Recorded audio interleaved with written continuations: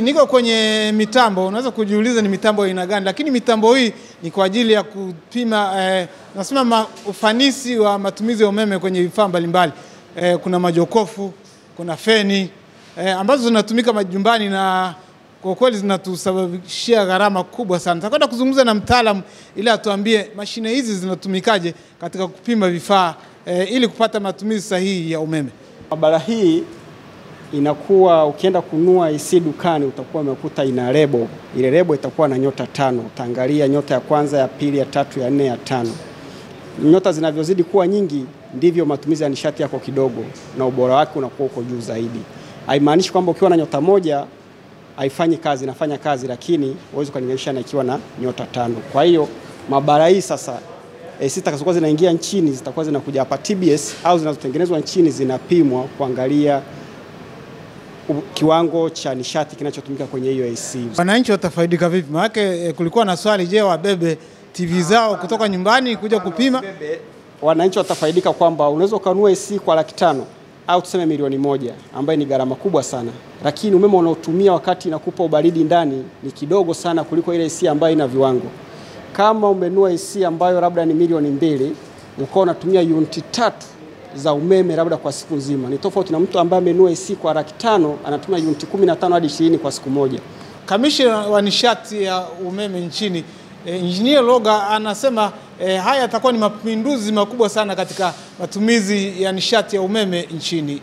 Umeme ule ambao ulitakiwa upotee kwenye vifaa hivi vinavyoenda kudhibitiwa, ule umeme sasa unaenda kutumika maeneo mengine. Lakini sio tu kutumika maeneo mengine, unasaidia nchi sasa katika kuwa na umeme mwingi. Kwa badala ya kuwa na uhaba wa umeme tunaenda kuwa na umeme mwingi, lakini kupunguza gharama za umeme majumbani. Kama nilivyokuwa nimesema, kuna baadhi ya vifaa ambavyo havina ubora na viwango vinapoteza umeme. Kala viwango Tanzania sio tu wanaenda kudhibiti kwa ajili ya vifaa vinavyoingia, lakini pia wanaenda kuangalia pia na vile viwanda vya ndani. Mnafahamu sasa hivi Tanzania tumeendelea sana kwenye viwanda. Tuna viwanda vingi vinazalisha karibuni bidhaa zote. Kwa hiyo shirika la viwango Tanzania wanaenda kuweka hivi viwango au tunasema alama energy labels and standards kwenye hivi viwanda. Kwa hiyo viwanda hivi wenyewe vitaanza kushindana katika kutengeneza hivi vifaa. Shirika la viwango lilikuwepo na lilipima hizo bidhaa zika meet au zika comply na matakwa ya viwango vilivyopo, isipokuwa hicho cha ufanisi tu wa kutumia umeme kwa unafuu. Kwa hiyo bidhaa hizo ambazo zipo majumbani zitaendelea kutumika, lakini kiwango hiki kishakuwa gazetted, basi bidhaa zitakazokuwa zinaingiza au zinatengenezwa, kwa sababu itahusika na waagizaji lakini na wazalishaji, watatakiwa wafuate matakwa ya kiwango hicho cha ufanisi wa nishati. Ni zaidi ya shilingi kama bilioni 5 hivi zimewekezwa kwenye maabara hizi kwa ajili ya kupima tunasema viwango vya matumizi bora ya nishati ya umeme. Na watu wenyewe wa Ulaya walikuwa na maneno haya ya kusema juu ya uwekezaji huu. To explain to the population the benefits they have. Of course, we can always be speaking about the climate and all the rest, the environmental impact, etc. This is so important for the European Union, but for people that have to purchase a fridge, that have to purchase, I don't know, a television, it's important also to mention that there will be a clear benefit. They will be maybe, paying a little bit more for the equipment at the beginning of the day. But if I'm taking the example of a fridge, they will be paying a bit more. But if the fridge is the minimum standard, so 1 star, they will be saying 27% of the electricity bill. 27%, meaning that, they will certainly recover the initial increase of cost within the next 6 months, and then they will have to pay less for the years to come.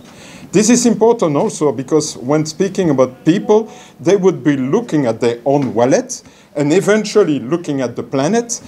But if we can convince them that with that kind of standard labeling initiative from the government and TBS, they will be doing both at the same time, they will be convinced that we are heading in the right direction. Through MEPS and the new testing laboratory, Tanzania is taking bold practical steps to protect our consumers, encourage innovation, raise market standard, accelerate climate action, and safeguard our environment. Looking ahead, UNDP remains fully committed to supporting the government and people of Tanzania in building cleaner and more efficient and most resilient energy future.